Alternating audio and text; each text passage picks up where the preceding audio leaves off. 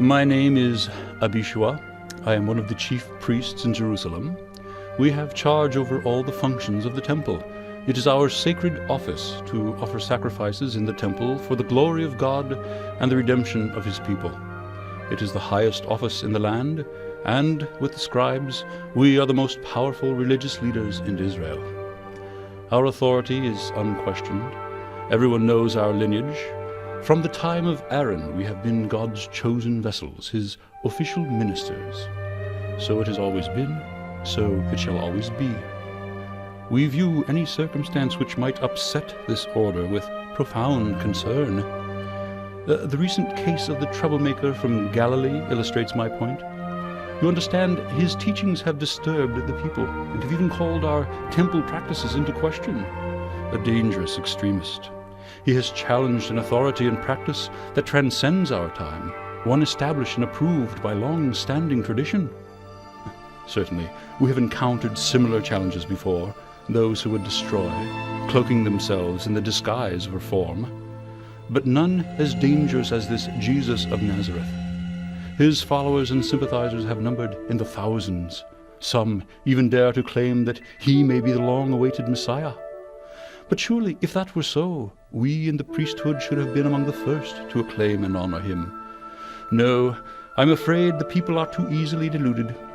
You see, we have been aware of this man for quite some time, and none of our information substantiates these irresponsible claims.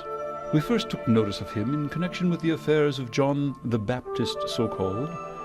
Our informants tell us that when Jesus was baptized, some who were there reported a miraculous sign from heaven as he came up from the water. If you believe such things, perhaps you would be interested in some beachfront property I have on the Dead Sea.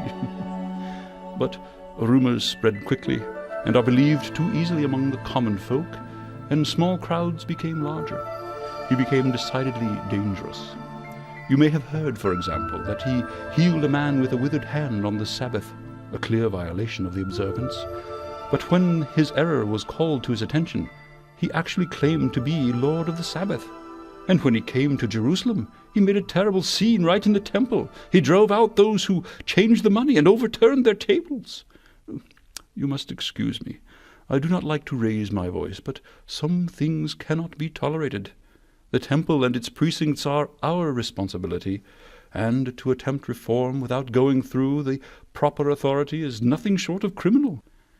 He knew we were angry, and so he tried to disguise his purposes.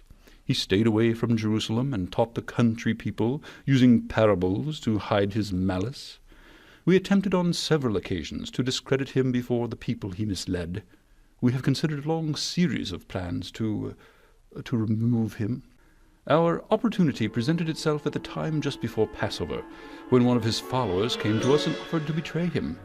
He was a dreadful fellow named Judas, a common man of Cheroth. But one must take one's opportunities where one finds them, and he came for a modest price. For just 30 pieces of silver he agreed to hand him over to us. This was our time. It was the night of the Passover. We were still reclining at table when Judas knocked. He had come directly from the house where Jesus and his followers were gathered. Judas told us that soon they would make their way out of the city by the eastern gate and cross the Kidron to the Garden of Gethsemane. It was their customary practice, and it fit our purpose exactly. An escort was arranged. Some men with arms was deemed prudent. Judas led us to the garden, and he kissed his master in familiar greeting. That was our sign. His arrest was effected, and he was taken directly to the house of the high priest. There he received a pre-trial hearing by Annas, and subsequently he stood before Caiaphas to answer our charges. The trial was critical. We had to work quickly and carefully. Our charges against Jesus had to be substantiated by witnesses.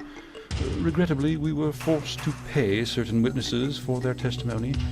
Their testimony was not as compelling as one would wish, but it did open the way for direct examination, and soon he was condemned by his own lips. He blasphemed openly before the council. Having gained Caiaphas' sentence, all we needed was the Roman governor, Pontius Pilate. We are not allowed to carry out capital punishment without the approval of the empire's occupation force. We have learned how to play our cases before the Romans. All the governor cares about is the authority of Rome. All we had to do was convince him that this Jesus was a dangerous rebel. It was daybreak. We arrived at the governor's residence and called for a hearing. Sleepy-eyed and disinterested, Pilate heard our charges.